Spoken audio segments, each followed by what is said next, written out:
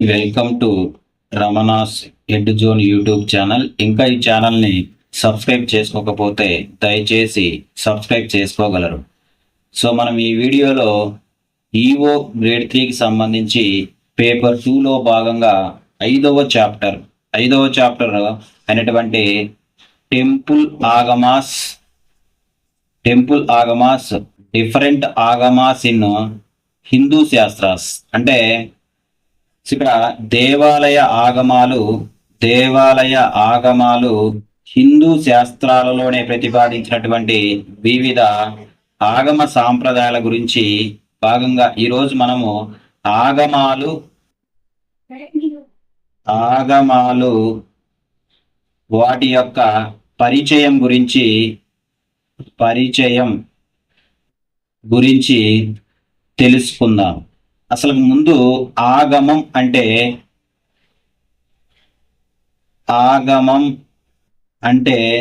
So దాని meaning ఏంటంటే దాని అర్థము చేరడం. ఇక్కడ మనము ఆగమం అంటే అర్థం ఏంటంటే చేరడం అని గుర్తుపెట్టుకోవాలి. భగవంతుణ్ణి చేరేందుకు గల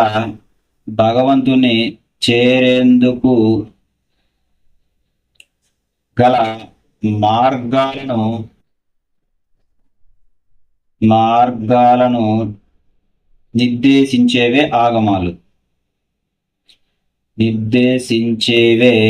ఆగమాలుగా గుర్తుపెట్టుకోవాలి. సో ఆగమాలు అంటే ఏంటంటే మనం గుర్తుపెట్టుకున్నట్లయితే, సో భగవంతుని చేరేందుకు గల మార్గాలను తెలిపేవే మనకు ఆగమాలుగా గుర్తుపెట్టుకోవాలి. ఆగమం అంటే చేరడంగా గుర్తుపెట్టుకోవాలి. సో ఈ ఆగమాలు అనేక తాంత్రిక సాహిత్యం అనేక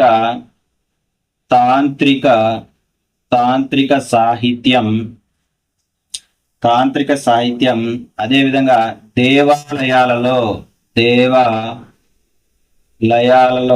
పాటించే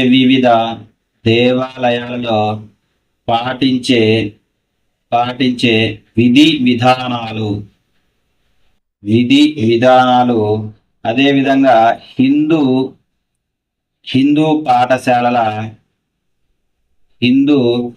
పాఠశాలల గ్రంథాల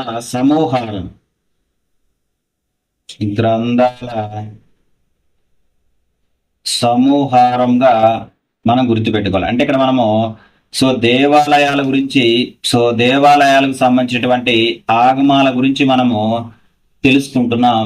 ఆగమం అంటే ఏంటిది? చేరడం. సో భగవంతుణ్ణి చేరేందుకు గల మార్గాలను నిర్దేశించేవి ఆగమాలుగా గుర్తుపెట్టుకోవాలి. ఆగమాలు అనేవి అనేక తాంత్రిక సాహిత్యము అదేవిధంగా దేవాలయాలలో పాటించే విధి విధానాల గురించి తెలియజేస్తుంది. అదేవిధంగా ఈ ఆగమాలన్నీ కూడా ఏంటివి? హిందూ పాఠశాలల గ్రంథాల సమూహారంగా మనం చెప్పవచ్చు. సో ఆగమాలు రెండు రూపాలలో ఉన్నాయి. సో ఆగమాలు ఎన్ని రూపాలు ఉన్నాయి?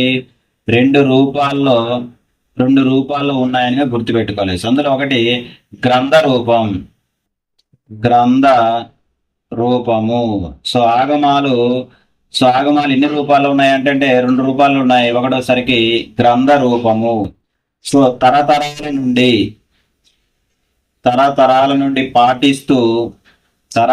నుండి పాటిస్తూ అనుసరిస్తూ వచ్చిన విధి విధానాలు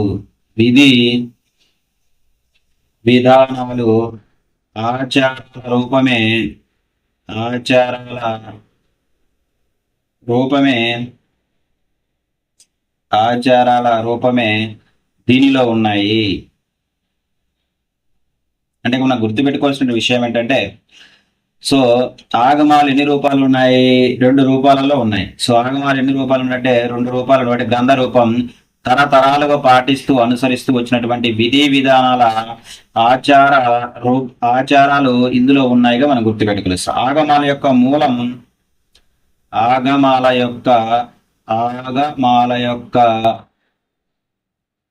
మూలాన్ని గమనించినట్లయితే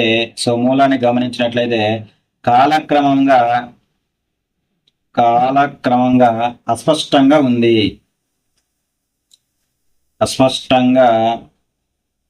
అస్పష్టంగా ఉంది అంటే ఆగమ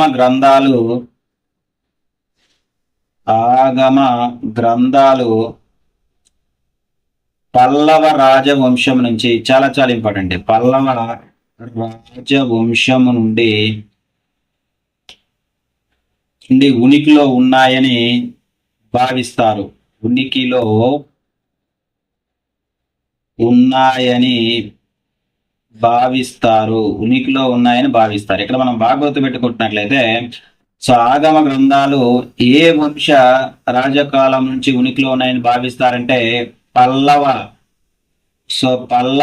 రాజవంశం నుంచి ఉనికిలో ఉన్నట్లుగా తెలుస్తున్నాయి. నెక్స్ట్ ఈ ఆగమాలలో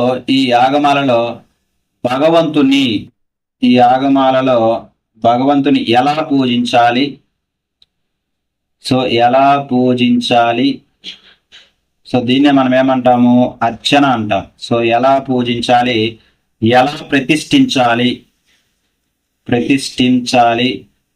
ప్రతిష్ఠించాలి, అదేవిధంగా ఏడాదిలో జరిగే నిత్యము, నైమిత్తికము, అదేవిధంగా కామ్యము అనే ఉత్సవాలను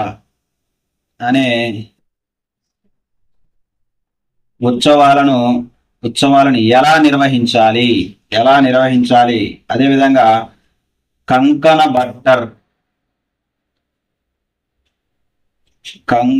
బట్టర్ చేయాల్సిన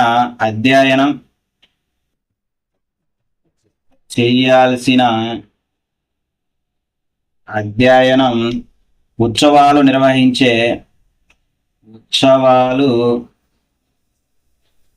నిర్వహించే యజమానికి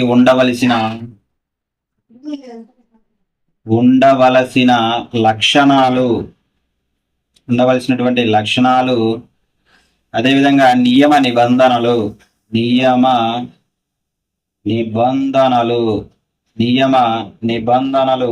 ఆచారాలు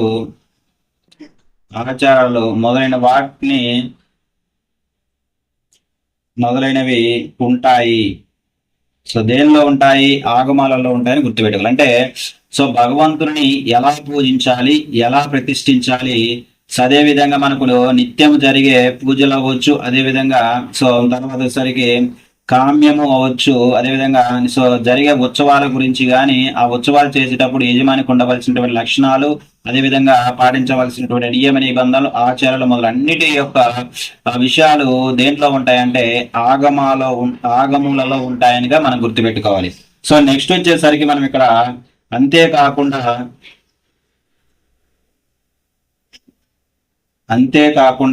దేవాలయాల నిర్మాణం ఎలా ఉండాలి అంటే మనము దేవాలయాన్ని నిర్మించేటప్పుడు వాటి యొక్క నిర్మాణం ఎలా ఉండాలి, అదేవిధంగా విగ్రహాలను ఎలా తయారు చేయాలి, అదేవిధంగా ఆలయ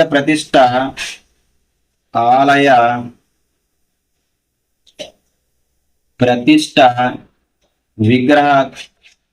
విగ్రహ ప్రతిష్ట నియమాలు అంటే ఈ ఆగమాలలో దేవాలయాన్ని ఎలా నిర్మించాలి, అదేవిధంగా విగ్రహాలను ఎలా తయారు చేయాలి, మనకు విగ్రహాలను ఎలా ప్రతిష్ఠించాలి, వీటికి సంబంధించినటువంటి విషయాలు కూడా ఈ ఆగమాలలో ఉంటాయని మనము గుర్తుపెట్టుకోవాల్సినటువంటి విషయం ఎంతైనా ఉంది. అయితే ఇక్కడ మనము ఆగమాలలో విషయాలను గమనించినట్లయితే ప్రతి ఆగమునందు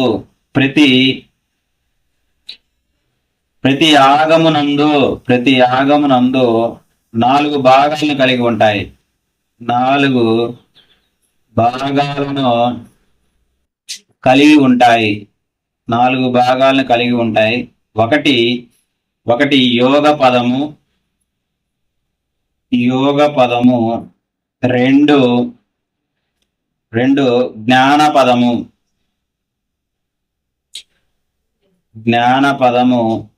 సో మూడు క్రియాపదము, సో నాలుగు చార్యాపదము.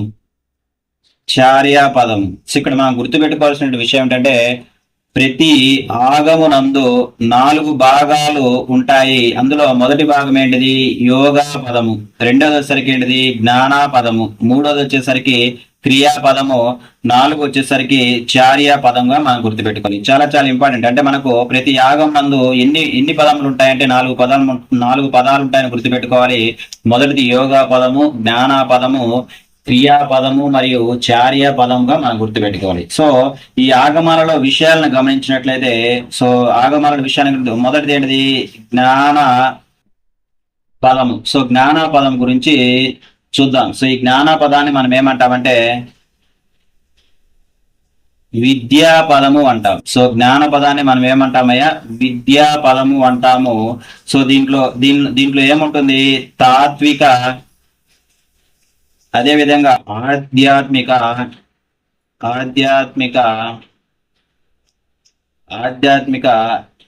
జ్ఞానము మరియు విముక్తి యొక్క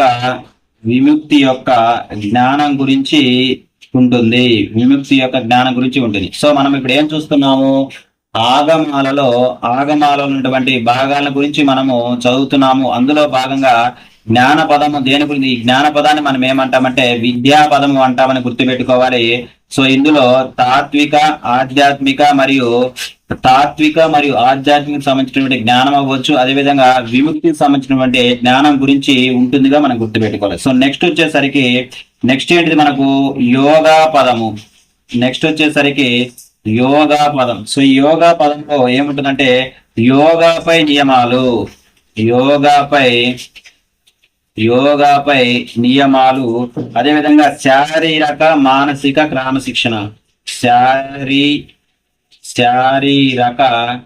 అదేవిధంగా మానసిక క్రమశిక్షణ గురించి దీంట్లో ఉంటుంది. సో శారీరకంగా అదేవిధంగా మానసికంగా క్రమశిక్షణ, అదేవిధంగా యోగాలపై నియమాల గురించి మనకి ఎక్కడ ఉంటుందంటే యోగా పదంలో పొందుపరిచారనిగా మనం గుర్తుపెట్టుకోవాలి. సో నెక్స్ట్ పదాన్ని గమనించినట్లయితే నెక్స్ట్ ఏంటిది క్రియాపదం. సో నెక్స్ట్ ఏంటిది క్రియాపదము. సో నెక్స్ట్ వచ్చేసరికి మనకి ఏంటిదంటే క్రియాపదము. సో ఈ క్రియాపదములు ఏముంటాయి ఆచార నియమాలు ఉంటాయి, అదేవిధంగా దేవాలయాల నిర్మాణం గురించి, అదేవిధంగా దేవాలయంలో పూజల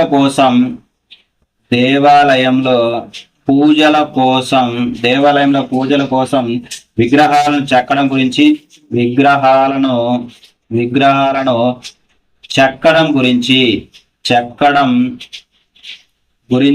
అదేవిధంగా సో వాటి యొక్క ప్రతిష్ట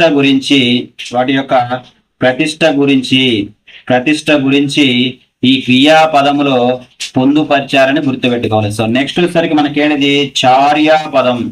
సో నాలుగో భాగం ఏంటిది చార్యాపదం. ఈ చార్యాపదాన్ని మనం గమనించినట్లయితే సో దీంట్లో ఏముంటాయి, సో ప్రవర్తన నియమాలు ఏముంటాయండి, ప్రవర్తన నియమాలు, అదేవిధంగా పూజా విధానం, దీన్నే మనం ఏమంటాము ఆరాధన గురించి, అదేవిధంగా మతపరమైనటువంటి ఆచారాల గురించి మరియు పండగల గురించి. సో మనకు ఏ పదము నుంచి ఉంటుందంటే చార్య పదంలో పొందుపరిచారుగా మనం గుర్తుపెట్టి. సో ఇప్పుడు మనం ఏం చూస్తున్నామంటే సో మనం ఆగములో గల 4 భాగాల గురించి మనం చదువుతున్నాం. అందులో భాగంగా మొదటిది ఏంటిది జ్ఞాన పదము. సో ఈ జ్ఞాన పదాన్ని మనం ఏమంటామంటే విద్యా పదము అంటాము.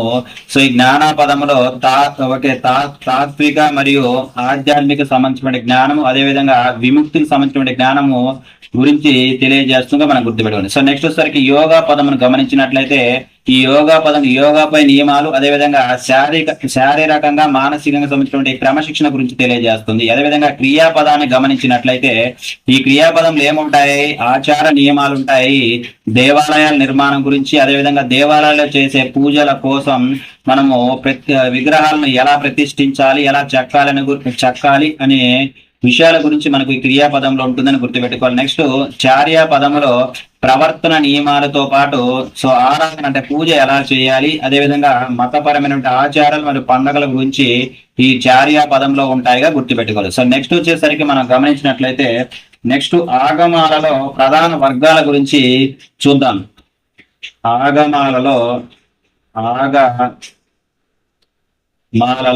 ఆగమాలలోనే ప్రధాన వర్గాల గురించి చూద్దాము. ప్రధాన వర్గాలు. సో ఆగమాలలో గల ప్రధాన వర్గాల గురించి మనం చూద్దాం. సో ఆగమాలలో ప్రధాన వర్గాల గురించి మనం పరిశీలించినట్లయితే సో మనకి ఏముంటుంది, ఫస్ట్ వైష్ణవ ఆగమాలు.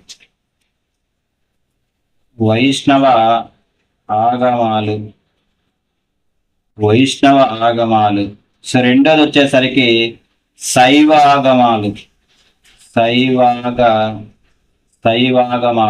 సో మూడోది వచ్చేసరికి సో అమ్మ తల్లి. సో ఇదే మనము శాక్తేయం అంటాం. సో ఇవి మనకు సో ప్రధాన వర్గాలు ఏంటిది, మనకు వైష్ణవ ఆగమాలు, శైవ ఆగమాలు, అదేవిధంగా శాక్తేయం అమ్మ తల్లి అదే శక్తి. ఈ మూడు ప్రధాన వర్గాలుగా మనము ఆగమాలలో గుర్తుపెట్టుకోవాలి. సో ఫస్ట్ వచ్చేసరికి ఏంటంటే వైష్ణవ ఆగమాలు.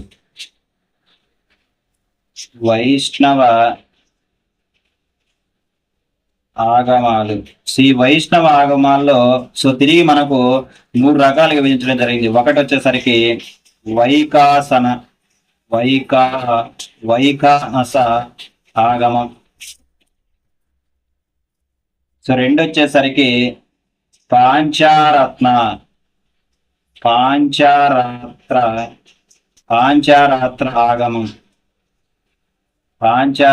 ఆగమము.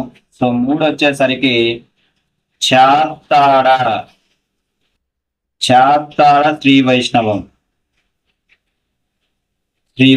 అంటే మనము సో వైష్ణవ ఆగమాలలో తిరిగి మళ్ళీ క్లాసిఫికేషన్ గురించి చదువుతున్నాం. సో అందులో మనకి ఏమున్నాయి, సిలబస్లు ఏమిచ్చారు, వైఖానస ఆగమం గురించి, అదేవిధంగా పాంచారాత్ర ఆగమం గురించి, అదేవిధంగా చాత్తాడ శ్రీ వైష్ణవం. సో ఇవి వచ్చేసరికి వైష్ణవ ఆగమాలలో క్లాసిఫికేషన్స్ గా మనం గుర్తుపెట్టుకోవాలి సార్. నెక్స్ట్ వచ్చేసరికి శైవ ఆగమాలలో క్లాసిఫికేషన్ చూద్దాం. నెక్స్ట్ ఏంటిది, శైవ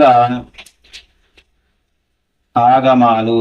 ఈ శైవ ఆగమాలలో మన క్లాసిఫికేషన్ అని గమనించినట్లయితే సో ఒకటి స్మార్థం. వచ్చేసరికి ఏంటిది స్మార్థం. సో రెండు వచ్చేసరికి ఆది శైవము. సో మూడు వీర శైవము. సో నెక్స్ట్ వచ్చేసరికి జంగమ. సో ఐదవది కాపాలిక. ఇవి మనకు శైవ ఆగమాలలోనే క్లాసిఫికేషన్స్. ఒకటి ఏంటిది స్మార్థము, ఆది శైవము, వీర శైవము, జంగమం అదేవిధంగా కాపాలిక. సో నెక్స్ట్ వచ్చేసరికి అమ్మ తల్లి. మూడవది అమ్మ తల్లి. సో దీన్ని మనం ఏమంటాము, సో అమ్మ తల్లి ఆరాధన, దీన్ని మనము శాక్తేయం అంటాం. సో ఇది శివి మనకు సో ఆగమాలలో ఉన్నటువంటి ప్రధాన వర్గాలు. సో ఇక్కడ ఏంటిది వైష్ణవ ఆగమాలు, శైవ ఆగమాలు, అదేవిధంగా అమ్మ తల్లి ఆగమాలు. సో నెక్స్ట్ వీడియోలో మనము ఒక్కొక్క ఆగమం గురించి క్షుణ్ణంగా నేర్చుకుందాము.